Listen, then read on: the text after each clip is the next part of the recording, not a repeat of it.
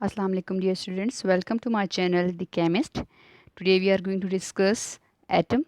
So let's start. What is atom? Atom is the smallest particle of matter. Okay atom जो है हमारे पास क्या है, एटम मैटर का एक स्मॉलेस्ट पार्टिकल है। मतलब जितने भी हमारे पास मैटर बनते हैं, कोई चीज़, जितने तमाम चीज़ें यूनिवर्स में जिनका मास है, जो वॉल्यूम रखती हैं, ठीक है, जो स्पेस घेरती हैं, तो जितना भी हमारे पास जो भी चीज़ हमारे पास यूनिवर्स में जो चीज़ भी हमारे पास है, वो किससे बनी है? वो एटम से बनी है। तो एटम हमारे पास क्या है? वो स्मॉलेस्ट पार्टिकल है मैटर का, ठीक है। और दूसरी डेफिनेशन हमारे पास क्या है मैट एटम की? Smallest particle of an element which can take part in chemical reaction. Atom हमारे पास क्या है? सेकंड डेफिनेशन है हमारे पास कि एटम जो है हमारे पास स्मॉलेस्ट पार्टिकल ऑफ एलिमेंट है, ठीक है। एलिमेंट हमारे पास क्या था? हमारे पास एलिमेंट है प्योर सब्सटेंस है, ठीक है, which can not be split up further, जिसको हम फर्दर स्प्लिट अप नहीं कर सकते। हम लास्ट लेक्चर में पढ़ चुके हैं। तो एटम क्या है? जितने भी एलिमेंट हैं वो हमारे पास एटम से मिलके बने हैं, राइट। तो एटम हमारे पास क्या है? Atom smallest particle of element है, मीन एलिमेंट का बिल्डिंग ब्लॉक है, स्मॉलेस्ट पार्टिकल है। ये पार्टिकल जो हैं ये एटम आपस में मिलते हैं तो ये एटम बनते हैं, फिर एलिमेंट मिलते हैं तो वो कंपाउंड बनाते हैं, ठीक है। इसी तरह ये चीज़ें बनती जाती हैं। तो what is atom? Smallest particle of matter या फिर the smallest particle of element which can take part in chemical reaction. और यही एटम जो हैं यही हमारे पास केमिकल रिएक्शन में हिस्सा लेते हैं, क्योंकि इसी एटम का जो इलेक्ट्रॉन है वही हमारे पास शेयर होता है, डोनेट होता है, ट्रांसफ़र होता है टू अदर एटम, जिसकी वजह से हमारे पास केमिकल रिएक्शन होता है, फिर बॉन्ड बनते हैं, फिर कंपाउंड बनते हैं। तो यही एटम जो है हमारे पास केमिकल रिएक्शन में हिस्सा लेते हैं, राइट।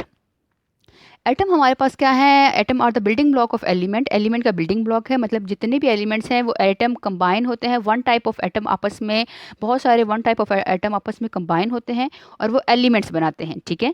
तो हमारे पास एटम जो है वो क्या है? बिल्डिंग ब्लॉक है एलिमेंट का, मतलब एटम ही से हमारे पास एलिमेंट्स बनते हैं। एटम में और may not exist independently in nature, right. अब कुछ एटम जो हैं नेचर में इंडिपेंडेंटली एग्जिस्ट कर सकते हैं और कुछ जो है एग्जिस्ट नहीं कर सकते। अब कौन से वाले एटम लाइफ में जो है इंडिपेंडेंटली एग्जिस्ट नेचर में कर सकते हैं? तो वो एटम इंडिपेंडेंटली एग्जिस्ट कर सकते हैं जिनका आउटर मोस्ट शेल कंप्लीट हो, राइट। मतलब एटम के अभी मैं आगे हम डिस्कस करेंगे, एटम के स्ट्रक्चर को हम डिस्कस करेंगे। तो एटम, वो एटम जो इंडिपेंडेंटली एग्जिस्ट करते हैं वो कौन से एटम होते हैं? वो हमारे पास वही एटम होते हैं, वो एटम जो स्टेबल होते हैं। वो एटम जो स्टेबल होते हैं वही इंडिपेंडेंटली एग्जिस्ट कर सकते हैं। अब कौन से एटम स्टेबल होते हैं? वो एटम स्टेबल होते हैं जिनके आउटर मोस्ट शेल में या तो 2 इलेक्ट्रॉन हो या 8 इलेक्ट्रॉन हो, ठीक है।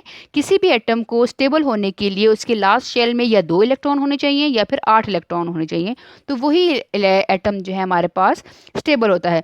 अगर किसी एटम के लास्ट शेल में 1 इलेक्ट्रॉन है तो वो अनस्टेबल है, तो वो इंडिपेंडेंटली एग्जिस्ट नहीं कर सकते। लाइक नॉन मेटल्स हमारे पास हो गए, हाइड्रोजन हो गया, ऑक्सीजन हो गया, ये सारे हमारे पास इंडिपेंडेंटली एग्जिस्ट नेचर में नहीं करते। क्यों? क्योंकि वो स्टेबल नहीं है। क्यों स्टेबल नहीं है? क्योंकि उनकी आउटर मोस्ट शेल में हमारे पास वो इलेक्ट्रॉन नहीं है। कितने इलेक्ट्रॉन नहीं है? 2 या फिर 8। इसीलिए वो इंडिपेंडेंटली एग्जिस्ट नहीं कर सकते, इसीलिए वो डिपेंडेंट होते हैं दूसरे एटम के साथ। वो दूसरे एटम के साथ बॉन्ड बना लेते हैं और अपने आप को स्टेबल कर लेते हैं, ठीक है।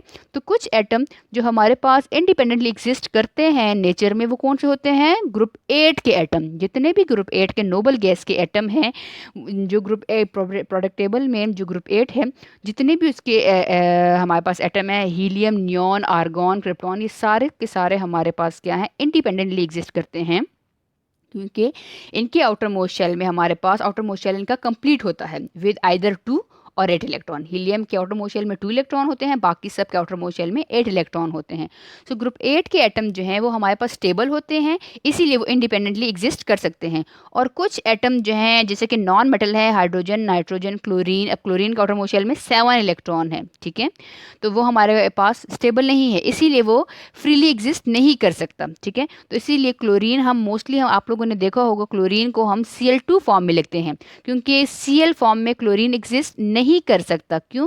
क्योंकि इसके आउटर मोस्ट शेल में 7 इलेक्ट्रॉन है, तो ये दूसरे के साथ, किसी दूसरे क्लोरीन के साथ जो है वो बॉन्ड बनाएगा और हमारे पास क्लोरीन जो है मॉलिक्यूल की फॉर्म में एग्जिस्ट करते हैं। इसीलिए हाइड्रोजन को हम कभी H नहीं लिखते, क्यों? क्योंकि वो सिंगली इस तरह फ्री स्टेट में एग्जिस्ट नहीं करता, वो हमेशा मॉलिक्यूलर फॉर्म में एग्जिस्ट करता है। दूसरे हाइड्रोजन के साथ आउटर मोस्ट शेल में 1 इलेक्ट्रॉन है इसका, तो दूसरा हाइड्रोजन ये देखेगा, उसके साथ बॉन्ड बनाएगा और ये किस फॉर्म में एग्जिस्ट करेगा? H2 फॉर्म में एग्जिस्ट करेगा। ठीक है, तो कुछ एटम है जैसे कि नॉन मेटल है हमारे पास, वो फ्रीली एग्जिस्ट नहीं कर सकते, जैसे कि हाइड्रोजन, नाइट्रोजन, क्लोरीन हो गया, ऑक्सीजन हो गया। तो ये हमारे पास एटम है, ये एटॉमिक फॉर्म में एग्जिस्ट नहीं कर सकते, ये इंडिपेंडेंटली नेचर में एग्जिस्ट नहीं कर सकते। सो दैट्स वाई ये इसको हम मॉलिक्यूलर फॉर्म में एग्जिस्ट करते हैं और इनको हम मॉलिक्यूलर फॉर्म में ही लिखते हैं। जैसे जैसे कि O है, O2 फॉर्म में हम लिखते हैं, हाइड्रोजन है, H है, H2 फॉर्म में हम लिखते हैं। ठीक है, तो इसीलिए कुछ एटम हैं जो इंडिपेंडेंटली फ्रीली एग्जिस्ट नहीं करते और कुछ हैं जैसे कि ग्रुप 8 के हैं वो इंडिपेंडेंटली एग्जिस्ट कर सकते हैं। ठीक है, जैसे हम हीलियम लिखें तो H2 हम नहीं लिखते हैं, He लिखते हैं। ठीक है, हीलियम नियॉन है, Ne हम लिखते हैं, तो एटॉमिक फॉर्म में ये एग्जिस्ट करते हैं।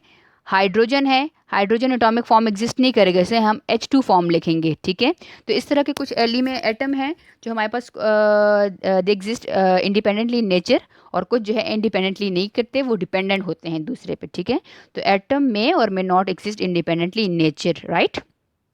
ओके, नेक्स्ट हेडिंग हमारे पास क्या है? पार्ट्स। एटम के हमारे पास 2 पार्ट्स होते हैं। अगर स्ट्रक्चर हम देखें, इसके स्ट्रक्चर हमारे पास क्या है, तो हमारे पास उसका देखें तो हमारे पास 2 मेन पार्ट्स पर मुश्तमिल करता है एटम। ठीक है, एक होता है central part that is called nucleus, right, and the second part is outer part that is called shell. अब ये स्ट्रक्चर आप लोग देख लें, हमारे पास एटम का स्ट्रक्चर है, this is atom, right, this is atom. तो ये हमारे पास एक पार्ट क्या है, ये हमारे पास सेंट्रल पार्ट है दैट इज कॉल्ड न्यूक्लियस। यहाँ इसमें क्या होता है, इसमें हमारे पास जो हमारे पास होता है न्यूट्रॉन और प्रोटॉन होता है। एक है हमारे पास आउटर पार्ट होता है, ये हमारे पास आउटर पार्ट है, ये इसको हम क्या कहते हैं? शेल कहते हैं या ऑर्बिट का नाम देते हैं। इसमें कौन रिवॉल्व करता है? इसमें इलेक्ट्रॉन्स रिवॉल्व करते हैं। तो एटम का अगर हम स्ट्रक्चर देखें तो एटम 2 पार्ट्स पर मुश्तमिल करता है। एक हमारे पास सेंट्रल पार्ट है that is called nucleus, and the second part is outer part, shell और ऑर्बिट, राइट। अब नेक्स्ट हेडिंग हमारे पास क्या है? Subatomic particle. What is subatomic particle? The particle of which an atom is made. वो particle जिससे atom जो है वो बनता है उसको हम क्या कहते हैं? सब एटॉमिक पार्टिकल कहते हैं। अब लेटेस्ट रिसर्च के मुताबिक जो है हमारे पास मोर देन 200 सब एटॉमिक पार्टिकल जो है अंडर स्टडी है, मतलब हमारे पास मोर देन 200 सब एटॉमिक पार्टिकल हैं जिनसे एटम जो है वो बना है। मोर देन 200 पार्टिकल से एटम जो है बना है, जिसमें हमारे पास क्या है? मीज़ॉन है, पॉजिट्रॉन है, पियोन है, ये सारे हमारे पास हाइपरॉन है, कियोन है, जितने भी हमारे पास ये सारे हमने लिखे हुए, जितने भी हमारे पास है, एंटी प्रोटॉन है, एंटी न्यूट्रियॉन है, ये सारे हमारे पास वो सब एटॉमिक पार्टिकल हैं जिनसे एटम बना है। लेकिन फंडामेंटल सब एटॉमिक पार्टिकल्स हमारे पास 3 हैं। ठीक है, जो हम स्टार्ट से पढ़ते हुए आ रहे हैं कि एटम हमारे पास 3 पार्टिकल, तो 3 फंडामेंटल पार्टिकल्स हैं हमारे पास जिनसे एटम जो है वो मिलके बनता है। कौन कौन किन पार्टिकल से एटम मिलके बनता है? इलेक्ट्रॉन, प्रोटॉन एंड न्यूट्रॉन से मिलके बनता है। ठीक है, इलेक्ट्रॉन पे कौन सा चार्ज होता है? नेगेटिव चार्ज होता है। प्रोटॉन पे कौन सा चार्ज होता है? पॉजिटिव चार्ज होता है, आप लोगों को सबको पता होगा। न्यूट्रॉन पे नो चार्ज होता है। ठीक है, अब ये 3 जो फंडामेंटल पार्टिकल हैं जिनसे एटम मिलके बनता है, ये कहाँ कहाँ पे पाए जाते हैं? तो इलेक्ट्रॉन जो है हमारे पास एटम के जो आउटर पार्ट है, शेल जिसको हम कहते हैं या ऑर्बिट कहते हैं, उसमें रिवॉल्व कर रहा होता है। ठीक है, इलेक्ट्रॉन वहाँ पे होता है। प्रोटॉन और न्यूट्रॉन कहाँ पे होता है? प्रोटॉन और न्यूट्रॉन जो है present inside the nucleus. Nucleus जो हमारे पास सेंट्रल पार्ट है, वहाँ पे प्रोटॉन और न्यूट्रॉन होता है। और इस प्रोटॉन जो इसके ऊपर पॉजिटिव चार्ज है, इसी वजह से न्यूक्लियस के ऊपर जो है हमारे पास पॉजिटिव चार्ज होता है जस्ट बिकॉज ऑफ प्रोटॉन, क्योंकि न्यूक्लियस में प्रोटॉन प्रेजेंट है तो प्रोटॉन के ऊपर पॉजिटिव चार्ज है, इसीलिए ऑन द होल हमारे पास न्यूक्लियस के ऊपर पॉजिटिव चार्ज है। न्यूट्रॉन के ऊपर तो कोई चार्ज नहीं है, तो यहाँ पे न्यूक्लियस में प्रोटॉन का चार्ज जो है वो प्रोमिनेंट होता है और शेल में जो है हमारे पास इलेक्ट्रॉन रिवॉल्व कर रहा होता है। ठीक है, तो एटम जो है यही हमारे पास केमिकल रिएक्शन में हिस्सा लेते हैं, क्योंकि यही इलेक्ट्रॉन जो है वो ट्रांसफ़र होते हैं, शेयर होते हैं, तो यही इलेक्ट्रॉन केमिकल रिएक्शन में हिस्सा लेते हैं। इसीलिए हम कहते हैं कि जो हमारे पास एटम है वो atom take part in chemical reaction. तो ये था हमारे पास एटम, एटम था हमारे पास जिसको हमने डिस्कस किया। एटम की डेफिनेशन देखी हमने, एटम के हमारा स्ट्रक्चर देखा, फिर हमने एटम के कंपोजिशन देखी कि किससे मिलके बनता, सब एटॉमिक पार्टिकल से मिलके बनते हैं। तो दैट्स ऑल फॉर टुडे, ये सब हमारे पास एटम के बारे में हमने डिस्कस किया था। नेक्स्ट जो हम टॉपिक डिस्कस करेंगे that is atomic number and mass number. ठीक है, ये हम अपने नेक्स्ट लेक्चर में डिस्कस करेंगे। So if you like my video, please like and share and subscribe my channel. Thank you.